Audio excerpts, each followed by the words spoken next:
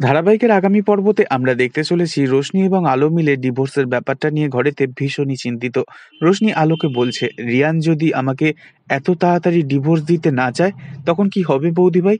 অন্যদিকে দেখা যায় মেহুলি হঠাৎ জেলেতে এসে রিয়াঞ্জের সাথে দেখা করে আর রিয়াঞ্জকে বলে, তুই শুধু ওই ডিভোর্সের পেপারে কোনো কারণে সই করবি না। ও আসুক, আলো আসুক, যেই আসুক, পেপারে কিন্তু তুই সই করবি না, ব্যাস।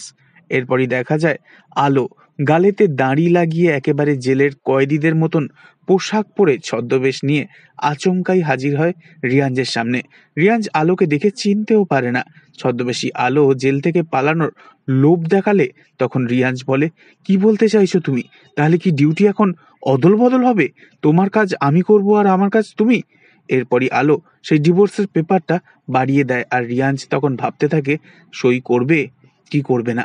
তো এই ছিল আজকের এই টলিউডের লেটেস্ট আপডেট। নেক্সট আপডেটের জন্য অবশ্যই সাবস্ক্রাইব করে রাখবেন। ধন্যবাদ।